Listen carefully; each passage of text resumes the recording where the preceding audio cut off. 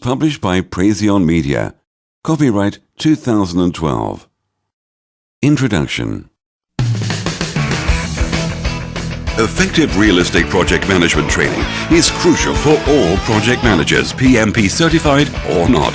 Praizion Media offers real-world project management training, PMP exam training, CAPM training, leadership training, Microsoft project and communications training in Arizona, California, New York, Washington, D.C., Virginia, London, UK, Canada, and indeed, the world. Get PMP certified or learn the basics of project management.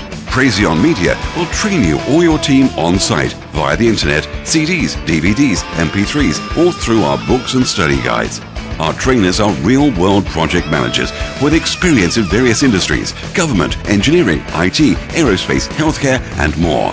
Visit www.praizion.com or call 480-545-2022 to learn how we can help you build invincible PMP certified project managers. Stop losing money on failed and unnecessary projects and get your project managers trained to be leaders and trailblazers. Visit www.praizion.com. That's PRAIZION.com or call now 480-545-2022. Praizion Media, real-world project management training solutions. And now, let's listen to Phil, the PMP Doctor. Welcome to Project Management Basics, a simplified approach to project management.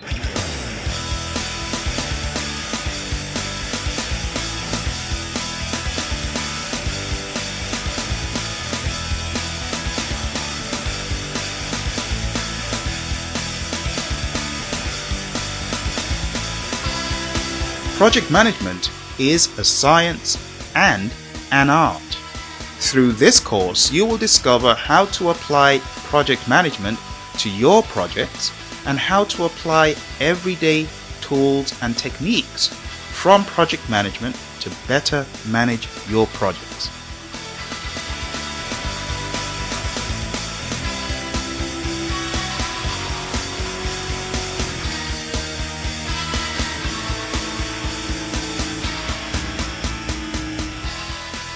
This course is produced by Praizion Media, project management trainers and registered education providers with the Project Management Institute. We'll be covering 8 chapters in this course. Chapter 1 is Project Management Core Concepts and Definitions. Chapter 2 will be on the project and product lifecycle. Chapter 3 will be on project management processes. In the PMBOK Guide 4th edition, there are 42 processes of project management. Each of those 42 processes could be categorized as belonging to a process group or belonging to a knowledge area. We will begin to study in great detail the 42 processes as well as the 5 process groups and 9 knowledge areas in Chapter 3. In Chapter 4, we will be talking about the initiating process group. What does it mean to initiate a project? In Chapter 5, we will be talking about the planning process group. You've probably heard people say, I am planning my project, or I am developing a project plan or a project management plan. We will be talking about how to plan the project in Chapter 5. In Chapter 6, we will be talking about how to execute your plan. People talk about executing plans. Well, you will learn how to take your project management plan, run with the vision, and execute the work that you have defined. In Chapter 7, we'll be talking about how to monitor and control your project. Monitoring and controlling the project also involves reporting.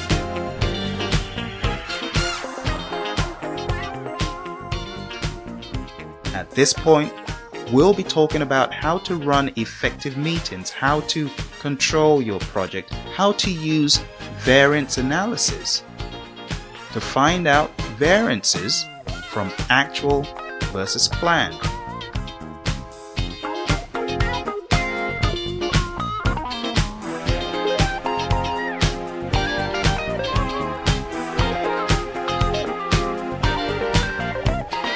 In Chapter 8, the final chapter, we will be talking about how to close a project or how to close a phase in the project.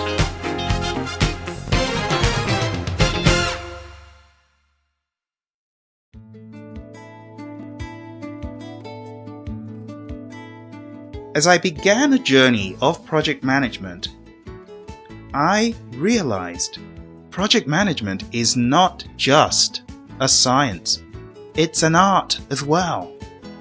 The project manager should have tact, should have great interpersonal skills, and should have great project management technical knowledge, understanding tools to use for scheduling, understanding tools to use for quality checks or quality improvement, understanding the triple constraint. So, there's an art form and a science as well. Great project managers are not born. People say, natural project manager, natural born project manager. That might be true to an extent, however, project managers should apply themselves to study the latest trends and emerging technologies in their field of expertise. Project managers should transition into greatness through learning. And how else can you best learn but the school of hard knocks? The more you've managed projects and the more you've seen project success and failures, you will begin to learn the art of project management. You will begin to smell a mile away projects that are doomed for failure and those that are on their way to success. So, here's a brief questionnaire for you. Have you ever managed a project? Have you ever had the formal title of project manager? Well, if you have, you've probably got certain things you're looking for from this course. I'd like you to write them down. If possible, I'd like you to share them with me. What are you looking for from this course? What will you do with the information? How do you want it to affect work in your organization? Do you think that learning project management through this course can better help you add value to your organization and your customers? Now let me ask you this. Can you define project management in your own words? Would you be as willing to name some key skills, tools, concepts that project management is founded on or made of? Key skills, basic skills. What are some of the essential skills for the project manager? Why do you think organizations need project management? Someone once told me, "Oh, we don't need project managers, we can manage our work ourselves." Is that really true? Now, final question. How will learning project management maximize your organization's opportunities to make more money, close more deals, get more done faster, cheaper, and more efficiently? How about achieving a greater degree of quality? Do you think project management can help you do that? How about better managing resources and risks and the triple constraint? So think about it. You see, that executive who told me we can manage our work ourselves, he was right to a certain extent, but he was diminishing the value of project management. Everyone, every worker on a project team should be responsible for managing their work. That's true. However, project managers hold the big picture in their hands. They hold all the moving parts together, and they make the project move along in a cohesive unit, not disjointed. So, everyone should be involved in project management. Anyone responsible for a deadline and a deliverable is a project manager. Now, let's define project management. What is project management? Project management is the art and science of managing projects. It involves applying skills to projects to manage them more successfully. When we talk about skills, we talk about skills like human resource management skills, interpersonal skills, communication skills, being a great team player, being someone who is easy to work with. We also talk about skills in the area of time management, in the area of scheduling, in the area of being able to take a vision and drive it to completion or to execution. That is another skill that a project manager should have. So when we talk about project management, it's an art, it's a science. It involves applying skills to project tasks to manage the projects more successfully. In more formal terms, you could say project management is the application of knowledge, skills, tools, and techniques to project activities to obtain the final product, service, or result. So, to break project management down to the very barest minimum level, let's talk about the 5 stages in project management. So, stage 1, initiate the project. What does it mean to initiate a project? Initiating a project is twofold. First of all, the project is formally commissioned. Formally commissioned with what we call a project charter. It's simply a document that states the vision of the project, the end goal or deliverable, who the project manager is, and some other high-level details surrounding the project, such as project scope, high-level schedule, maybe some milestones, and other characteristics of the project at a very high level. In initiating the project, something else happens. Stakeholders should be identified. The project manager is responsible for identifying who the project stakeholders are. And the reason why you want to do this up front is so you know who to direct communication to. There's no point starting off a project and directing communication to the wrong people. So you need to start on a good footing, find out who your stakeholders are, and begin to plan how to communicate with them. But that happens in the next process group or stage. So, stage 2, plan the project. Now, what do we do in planning? In planning, we plan. We plan every possible facet of the project. Everything that needs to be done needs to be planned. Everything that needs to happen must be thoroughly documented. Now, if you're working on a 2-day project, the level of detail might vary from a 40-day project or a 40-month project. Now, I have worked on large projects, small projects, but one thing I can tell you is any project that skips this stage is doomed for failure. People often ask, how many hours or what percentage should I spend in planning? Well, you might be working on projects that are similar to other projects you've done. However, do not skip this stage, even if it means using templates again and again, and it looks like you're doing the same thing. Do it, because it's a great exercise. And at the end of the day, you will cover all your bases through impeccable front-end planning.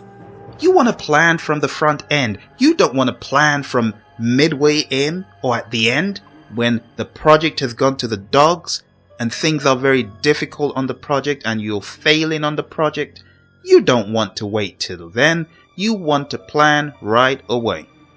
So, planning the project is very important as well. In planning the project, you will define the schedule, the scope, you'll define the cost, the quality requirements, the quality framework you need to work with. You'll also define human resource management.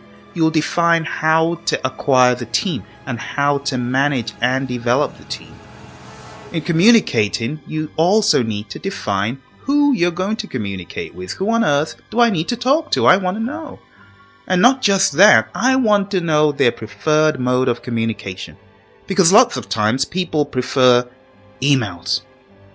But some customers actually prefer face-to-face meetings. So you need to know who your customers are and plan how to communicate with them the best way possible and the most efficient way.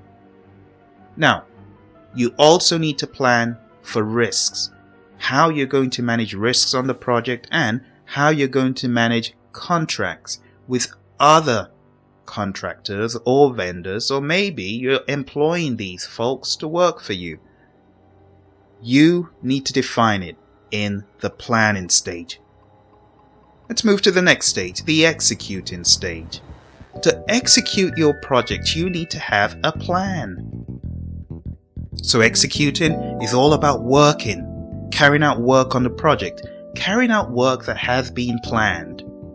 Now, a good rule to follow if you've planned your project, carry out the work you've planned. Don't carry out work that you've not planned. Don't let people add work that was not initially planned. So you want to follow the plan and execute the work the best way you possibly could. The next stage, which overlaps with lots of other stages, is monitoring and controlling the project. Now, to monitor and control a project, you need to be all over it. And what I mean by that is you need to be checking the work that people are carrying out. You need to be monitoring and observing. You really need to be on top of the project. Monitoring and controlling will enable you to see when things are going wrong. Things could go wrong in all the areas of project management. Maybe your schedule, maybe your scope is going off, maybe people are gold plating, which means adding extras that were not authorized. But you can detect that very early through thorough monitoring and controlling. Now finally, close the project. To close the project, you need to be aware that projects could be closed before they are scheduled to be closed, which means they could be closed early for a number of reasons. One, you got the work done quick, or two, management decided to shut the project down. Now, if management decided to shut a project down, you still need to go through a formal closing process. You need to measure and find out where you left the project, where was work left, just in case later on they decide to resurrect the project under a different name. But as the project manager, you need to document where you got to, where you stopped, and what else needed to be done. If your project got done because you finished the work ahead of time, well, you need to follow the closing procedures for the project. And that could be conducting lessons learned or post-mortem analysis and making sure that everyone who is interested in the project has the information and deliverables that they need from the project. Very important, you need to get formal sign-off before you close here's a real-world the scenario. project. Wheels and Metals Inc. is manufacturing a new executive suite of cars that can reach speeds of 300 miles per hour and achieving 50 miles per gallon. This is your second week as a new hire. You have been selected as the project manager to manage this endeavor. Explain, what would you do first? What would you do next? Discuss all the subsequent steps you would take to manage the project. 2 weeks later, your client is outraged. You've not sent him any reports. What could have prevented this? 1 week later, you receive a phone call from your boss that your client is requesting that you fly out to Florida to discuss some changes he wants on the cars. What could you do to be proactive? And finally, on getting to Florida, you meet with your client and realize he has not just 1 or 2, but 10 items he would like changed. How should you handle this? Now, this scenario is a real-world scenario, and I'm keen on knowing what you would do first and next and how you would handle all of these problems. Now, I would also be interested at the end of this course to ask you if your opinion actually changed through this course. Next, we'll be going on to Chapter 1, which is all about core concepts and definitions of project management. Chapter 1: Core Concepts and Definitions. So let's have a quick discussion on what a project is. What is a project to you? I've asked lots of people this question, and people typically talk about an endeavor that's put together to deliver a result, or certain tasks and activities grouped together to achieve a result. And it's true. That's what project management is. It's all about applying knowledge, skills, and tools to a project to get you an endeavor. But to define a project, there's some specific terminology that will really help you to convey your message to anyone who you talk to about projects. So the first quality in a project, is a project is temporary. And what that means is a project has a start date and an end date. For example, the project started on January 1st, 2000 and it will end on January 1st, 2004. Temporary, has a start date and an end date. The next quality of projects is we undertake projects to create a unique product, service, or result. That's another characteristic of a project. So we're undertaking it to really deliver something that people need, that people want, that people can get value out of. It's a unique product. So temporary, unique, and the third quality is a project is non-repetitive. Now, projects are different from operations. I'll give you an example of an operation. A guy sitting down at the conveyor belt, screwing caps on bottles of soft drinks.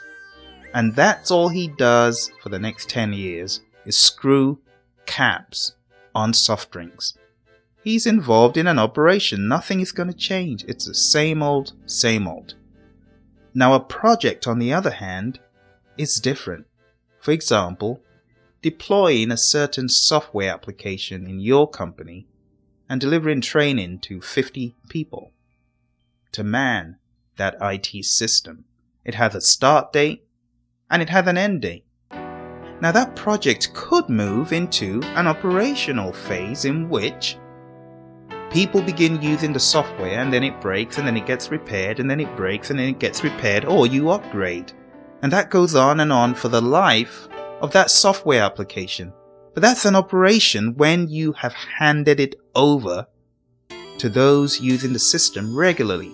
So a project could be undertaken to, first of all, deliver an IT solution. But the moment that IT solution has been delivered, that's the end of the project. Another example of a project is to develop a suite of cars or a suite of planes for a particular customer. And once you're done and you hand it over, end of project. But that suite of cars or planes would require servicing, some operational type endeavor to make sure that they're running properly. Now that could be looked at as operational work after the project. So typically you have a project to deliver a result, and that result or deliverable is delivered, and then that product or deliverable could have an operation phase of life. And that's one of the things we'll talk about in chapter 2. But for now, just understand a project is temporary, unique, non-repetitive. And something else we talk about projects in this space is the word progressive elaboration. And that means projects are progressively elaborated. You might want to write that down. Progressive elaboration. And that refers to getting clarity regarding the project, regarding the project detail, regarding the specifics of the project. You might get the high-level idea, oh, we're going to build a 10-story structure. But when we begin to flesh out all the detail, when we begin to flesh out how the work will be done, the constraints, the assumptions, who needs to work where and when and how, all the considerations, that will be progressively elaborated through the project. So, quick reminder again, what is project management? The application of knowledge, skills, tools, and techniques to project endeavors, temporary project endeavors, to produce a product, service, or result known as a deliverable. So, the end goal of your project is to deliver a product, a service, or a result. But I'll go a step further. As a great project manager, your goal should be to deliver a product, a service, a result, but not just that, but to deliver on time and on budget, within scope, according to quality requirements, and to get customer satisfaction. That's what a great project manager should strive to attain. In this graphic, you can see that project management is the application of knowledge, skills, tools, and techniques to a project. For what purpose? Well, to derive a deliverable, such as the car. So just think about it, have that visual. Knowledge is needed to manage projects. Skills are needed to manage projects. Tools and techniques are needed to manage projects. And if you have the perfect blend of skills and knowledge and tools and techniques, you will make a great project manager. If you can take all that you have and all that's needed, but not just that, but to apply it, you need to be able to apply what you know and what you can do and what you have. If you can truly apply that to a project, you will come out with a deliverable that meets your customers' expectations. And that is the most important part of project management, to make your stakeholders satisfied and happy.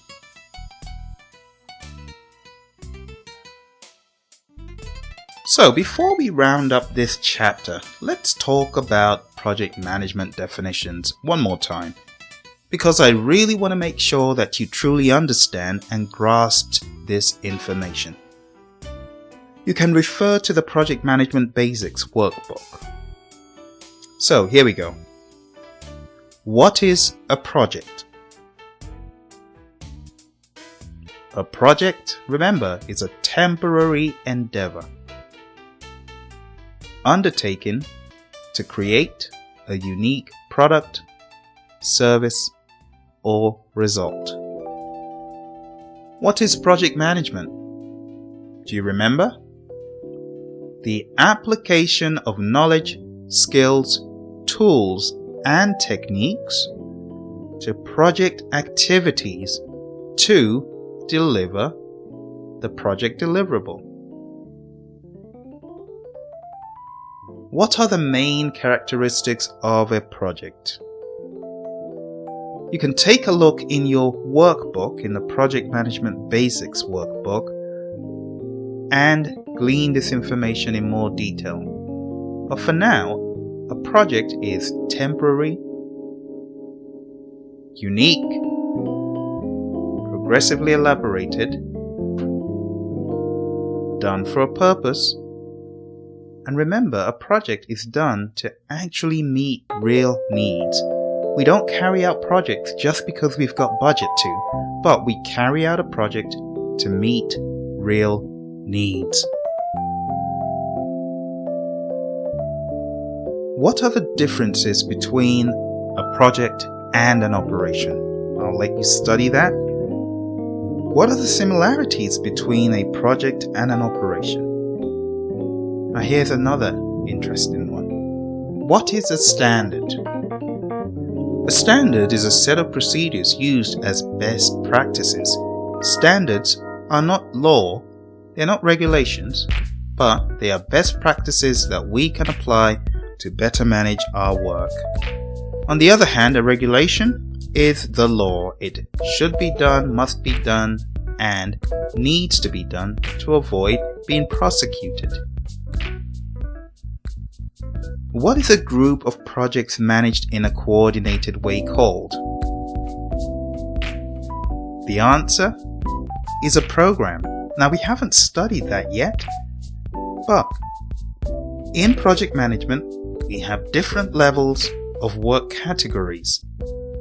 Let's talk about three main levels. Level 1 would be a project, a simple project. Level 2 could be a collection of several different projects, and we call a collection of projects that are interrelated programs. And the final layer is portfolios. Now we're going to talk about this later on. This is, remember, an introduction. What is a factor that can limit the project team's options called? Well, it's called a constraint. We're going to be talking about constraints later on in this course. And finally, what are the three main elements of the triple constraint? We also talked about this previously, and the answer is time, cost, and scope. Now, very recently, various schools of thought have added other constraints, such as quality, customer satisfaction, and risk elements. However, the traditional triple constraint is time, cost, and scope.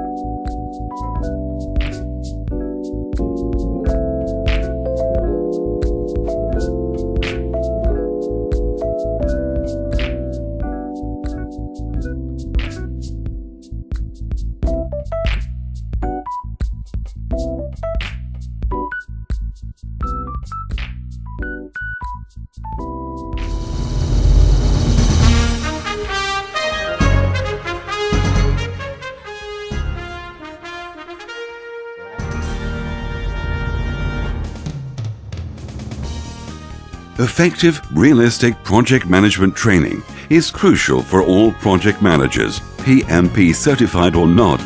Praizion Media offers real-world project management training, PMP exam training, CAPM training, leadership training, Microsoft project and communications training in Arizona, California, New York, Washington, D.C., Virginia, London, UK, Canada, and indeed the world. Get PMP certified or learn the basics of project management. Praizion Media will train you or your team on site via the internet, CDs, DVDs, MP3s, or through our books and study guides.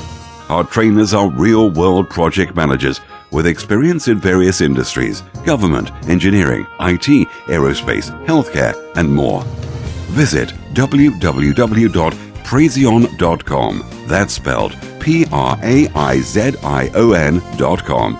Or call 480-545-2022 to learn how we can help you build invincible PMP certified project managers. Stop losing money on failed and unnecessary projects and get your project managers trained to be leaders and trailblazers. Visit www.praizion.com or call now 480-545-2022.